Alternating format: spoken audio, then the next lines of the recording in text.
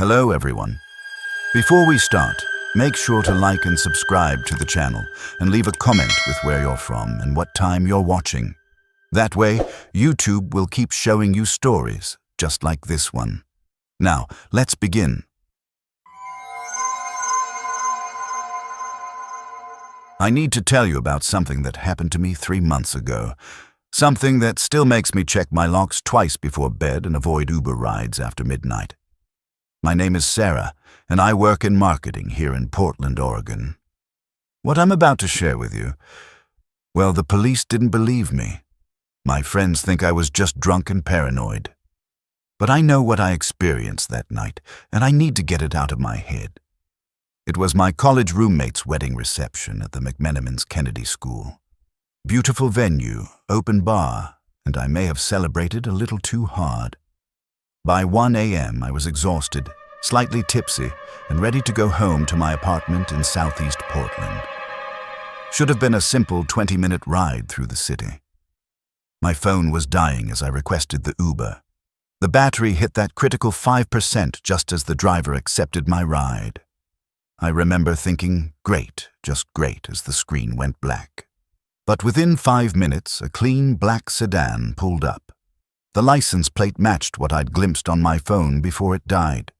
The driver looked exactly like what you'd want at 1 a.m. Middle-aged guy, clean-cut, wearing a button-down shirt. Professional. Safe.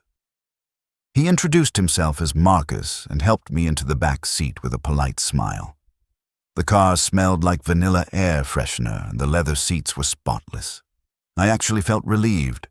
No weird odors. No concerning music, no creepy small talk. Just a quiet, professional driver who seemed eager to get me home safely. "Traffic's pretty light tonight," Marcus said as we pulled away from the venue. "I'll have you home in no time." I settled back into the seat, watching familiar Portland neighborhoods roll by through the window. The wedding had been fun, but I was ready to collapse into my own bed. That's when I noticed we'd taken an unexpected turn off Burnside Street.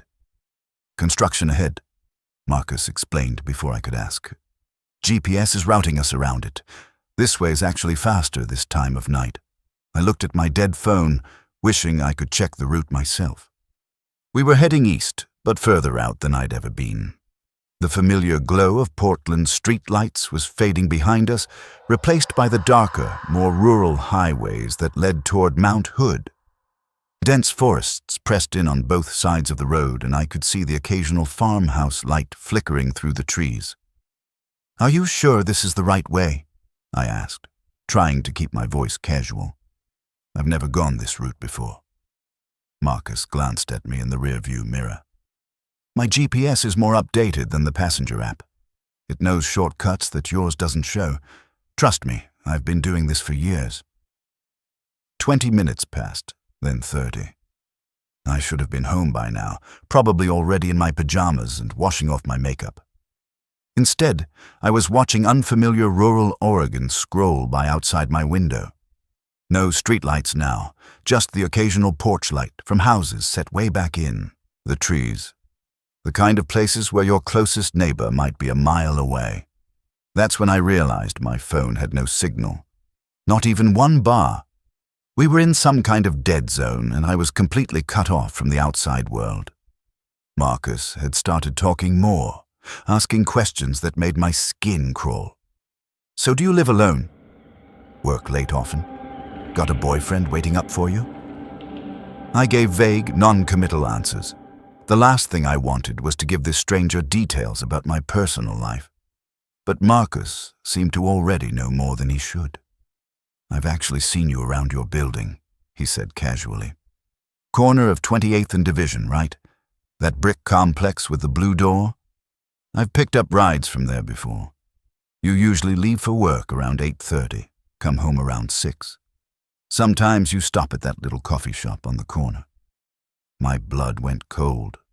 I'd never used Uber from my apartment building before.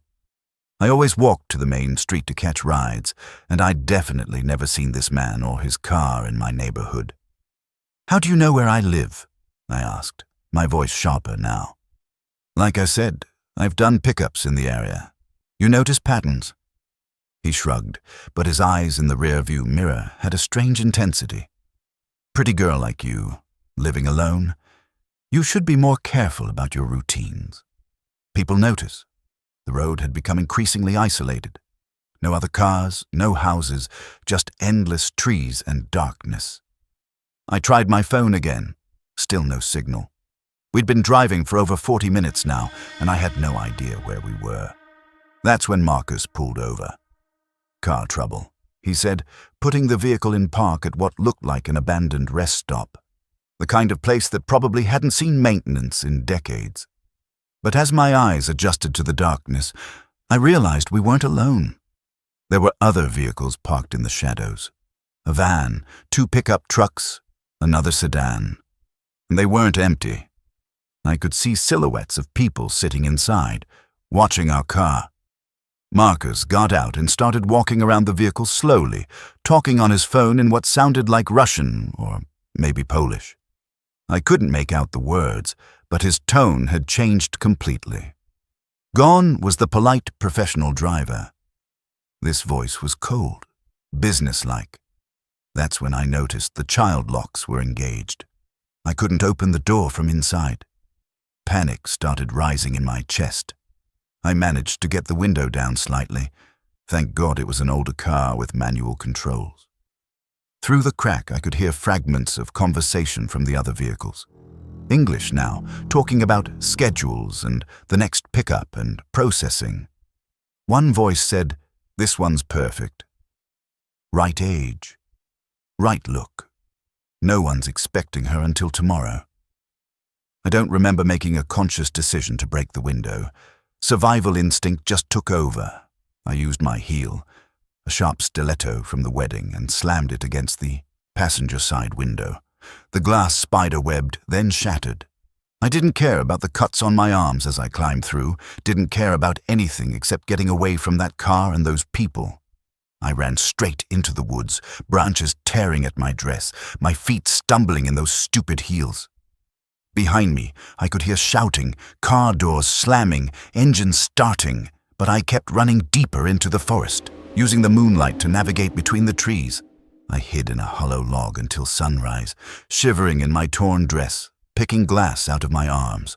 When I finally emerged and found a road, the rest stop was empty.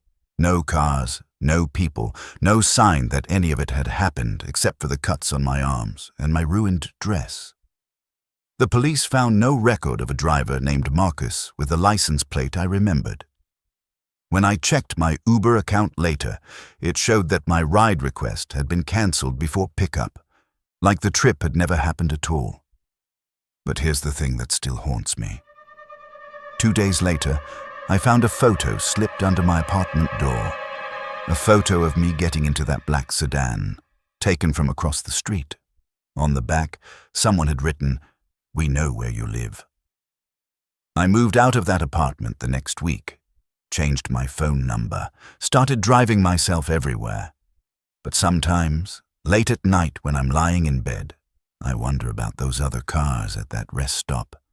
I wonder how many people got into vehicles thinking they were getting a safe ride home and just disappeared. If you're still listening, you probably enjoy stories like this.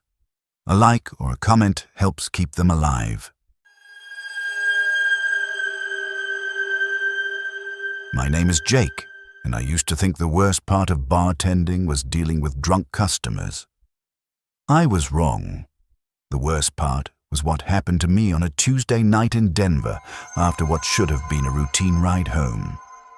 I'd been working at Murphy's Tavern downtown for about 2 years. Same routine every night.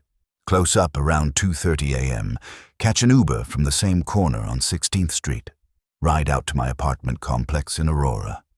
20-minute trip through mostly empty streets, usually with tired drivers who were just as ready to call it a night as I was. That Tuesday was dead slow. Maybe 15 customers all evening, mostly regulars nursing beers and watching Sports Center.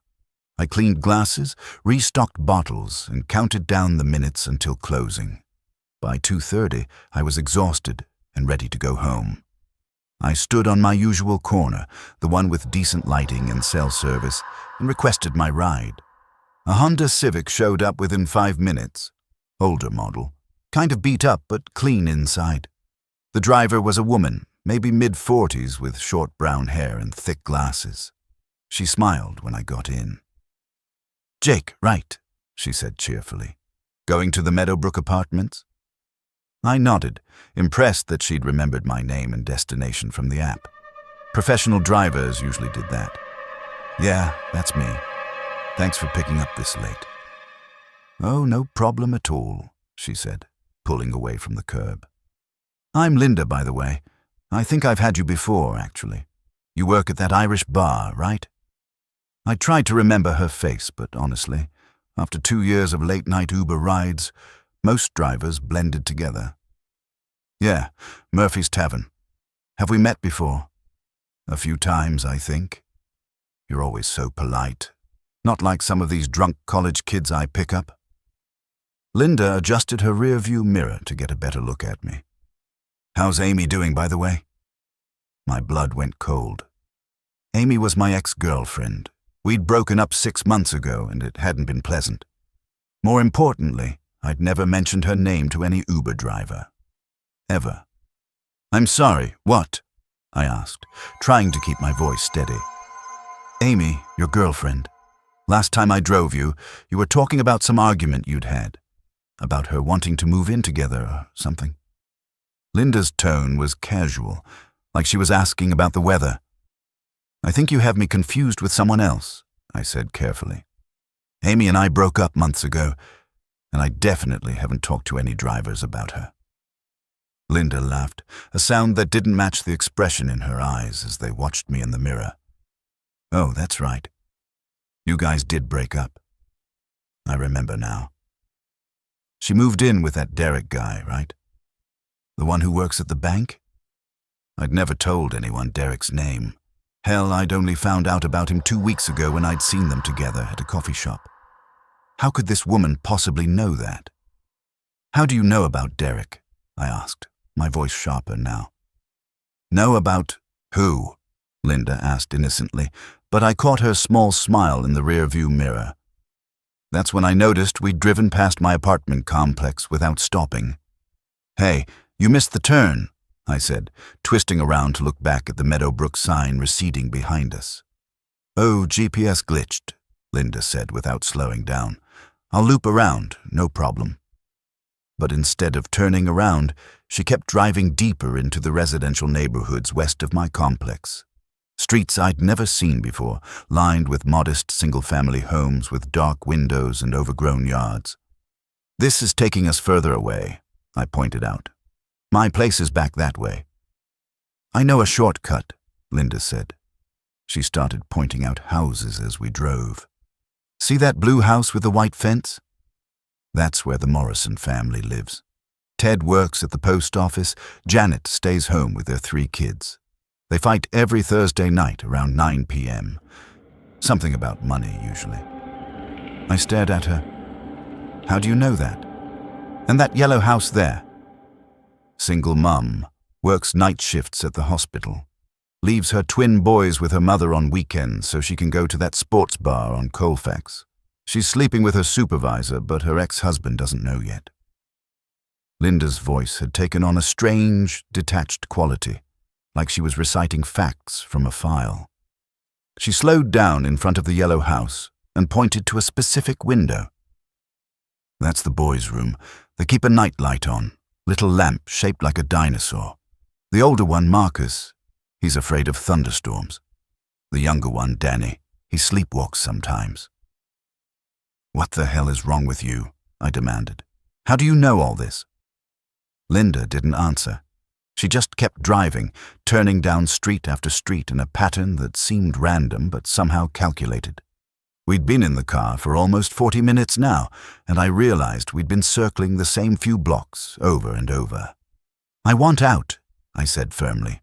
"Stop the car and let me out." "Not yet," Linda said calmly. "I want to show you one more house first." She pulled up in front of a small ranch-style home with a red door and a neat garden. The porch light was on, and I could see warm light coming from the windows. "This is where Amy lives now," Linda said, her voice soft and almost affectionate. "With Derek. They moved in together last month. She gets up at 6:15 every morning, makes coffee, and sits by that front window for exactly 10 minutes, reading the news on her phone. Derek leaves for work at 7:45. He kisses her goodbye every morning, right there on the porch. I felt like I was going to throw up. You're stalking her." "I'm observing," Linda corrected. "There's a difference. Amy works late on Wednesdays and Fridays. Usually doesn't get home until after 8 p.m. Derek works out at that gym on Tuesday and Thursday evenings. They order Chinese food every Sunday from the place on Federal Boulevard. Always the same order: sweet and sour, chicken, beef and broccoli, 2 egg rolls." She reached into her glove compartment and pulled out a manila folder. My heart stopped when I saw my name written on the tab. "I keep files on all my regulars," Linda explained, flipping through pages covered with photos, notes, and printed screenshots. There were pictures of me leaving Murphy's Tavern, entering my apartment building, walking to the corner store. Screenshots from my Facebook and Instagram accounts. Notes about my work schedule, my routines, even my favorite breakfast spot. "Some people think I'm just a driver," Linda continued, her voice taking on a dreamy quality. "But I'm really more like a researcher. I study patterns, human behavior.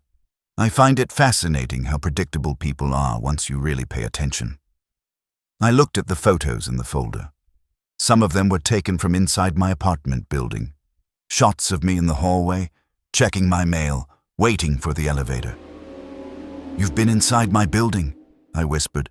"I've been everywhere you go, Jake. The gym on Saturday mornings, the grocery store where you buy those frozen dinners, the laundromat where you do your washing every other Sunday." Linda closed the folder and smiled at me in the mirror. "I probably know your life better than you do." "You're insane," I said, my hand already on the door handle. "Am I?" Linda's voice had gone cold. "Or am I just more observant than most people? See, the thing about humans is that they think they're so unpredictable, so complex. But everyone follows patterns, everyone has routines, and once you map those patterns..." She trailed off, but the implication hung in the air like a threat. "Some of my subjects have become inconvenient to track," she said finally.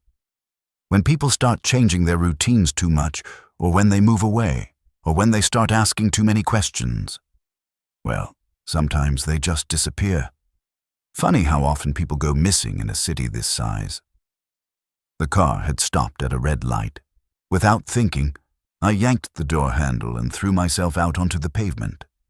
My shoulder hit the asphalt hard, but I rolled and came up running. Behind me, I heard Linda shouting something, but I didn't look back. I ran 6 blocks to a 24-hour gas station and called 911 from their payphone. When the police arrived 20 minutes later, there was no sign of Linda or her Honda Civic. They took my statement, but I could tell they thought I was just a drunk guy with an overactive imagination. When I checked my Uber account the next morning, it showed that my ride had been completed normally. 5-star rating, no complaints, like nothing had ever happened. But 3 days later, I found something slipped under my apartment door. Surveillance photos of me entering and leaving my building, taken from inside the hallway. On the back of one photo, someone had written in neat handwriting, "Patterns never really change, do they?" I moved out that weekend. I'm a registered nurse at Detroit Medical Center, and I've been working the overnight shift for 3 years now. You see a lot of strange things in a hospital at 3 a.m., not just medical emergencies, but the kind of people who come crawling out when most of the world is asleep. I thought I'd seen it all until the night I met David. It was a Tuesday in October, one of those brutally cold Michigan nights where the wind cuts right through your scrubs. I just finished a 12-hour shift in the ICU, 3 cardiac arrests, 2 overdoses, and a car accident victim who didn't make it. I was physically and emotionally drained, ready to go home to my apartment in Midtown and sleep until my next shift. The hospital parking garage is sketchy enough during the day, but at 3 a.m. it's downright terrifying. Dark corners, broken lights, and the constant echo of footsteps that might or might not belong to someone following you. I'd started taking Uber instead of risking the walk to my car alone. I requested a ride from my usual pickup spot near the main entrance. The app showed a Toyota Camry, license plate ending in 7G4, driver named David with a 4.8 rating. Standard stuff, but when the vehicle pulled up, it wasn't a Camry. It was a white van with no windows in the back and a dent in the front bumper. David rolled down the window and called out, "Maya?" "Uber for Maya?" I hesitated. The license plate was right, but this definitely wasn't the car shown in the app.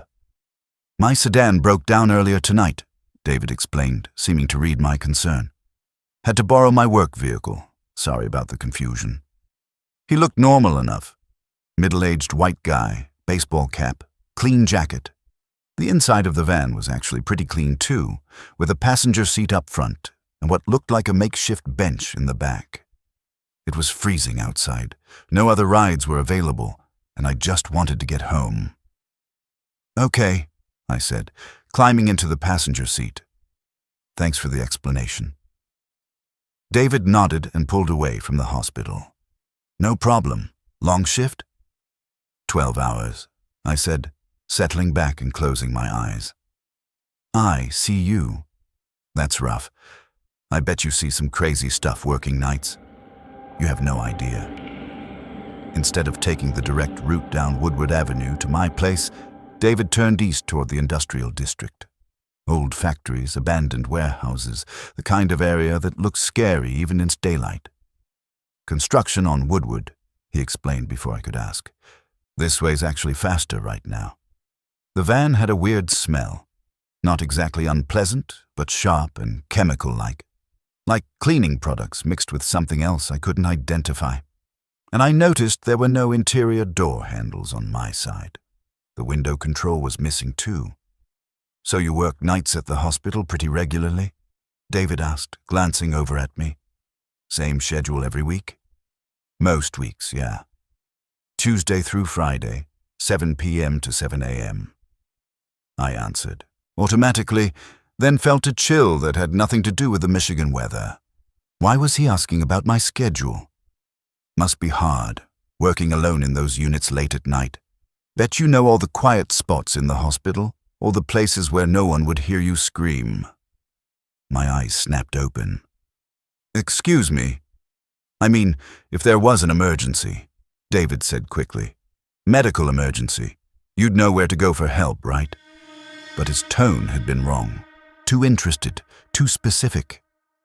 I realized we'd stopped moving, though the engine was still running.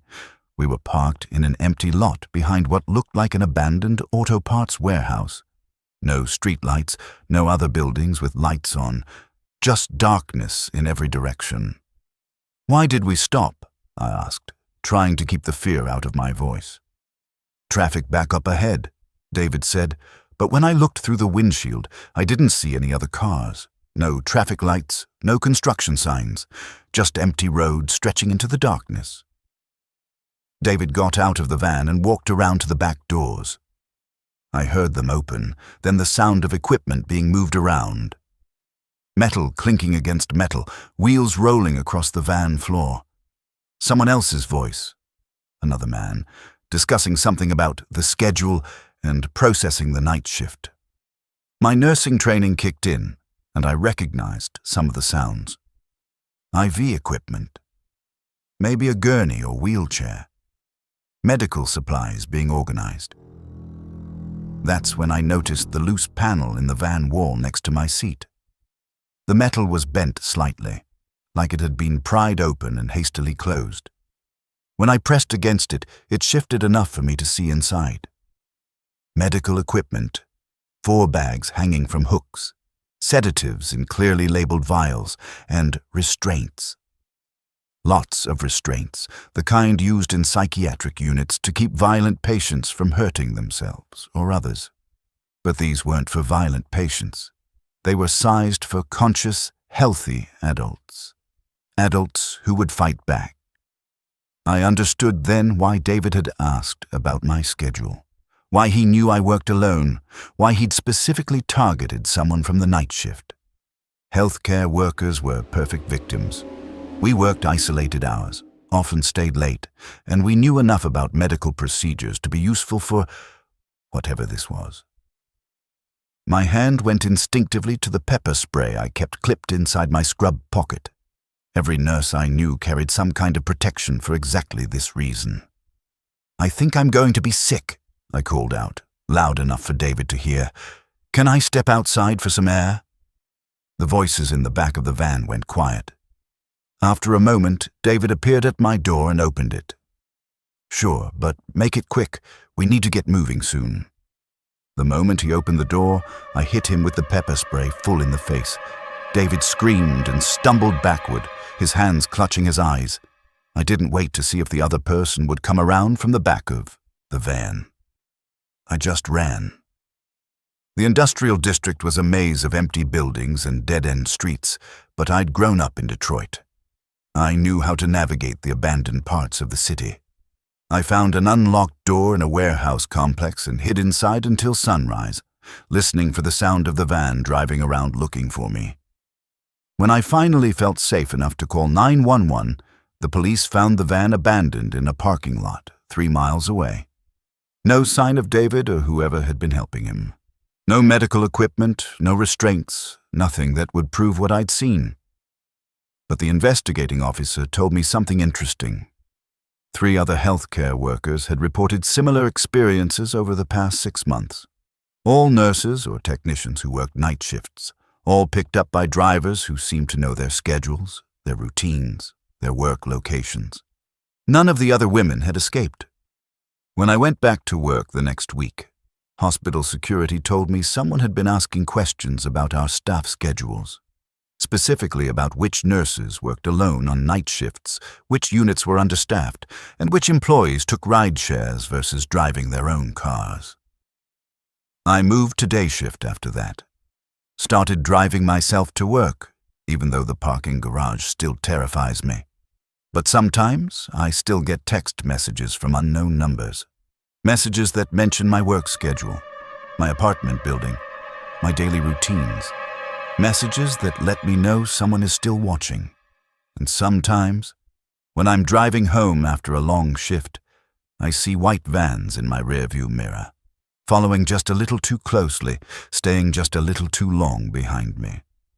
I don't take Uber anymore. Ever. The most disturbing part about all 3 of these stories isn't just what happened. It's what never got resolved. Sarah's driver disappeared without a trace. Jake's stalker is still out there somewhere, building files on new victims. My would-be kidnapper was never caught, and those other missing nurses were never found. These people are still driving for rideshare companies, still picking up passengers, still turning late-night desperation into hunting opportunities. So the next time you're standing outside a hospital or bar at 3 a.m., thumb hovering over that request button, remember our stories. Check the license plate. Trust your instincts. And maybe consider calling a friend for a ride instead. Because in those dark hours when the world feels empty and dangerous, you never know who might answer that call. Thanks for listening, if you made it through the darkness.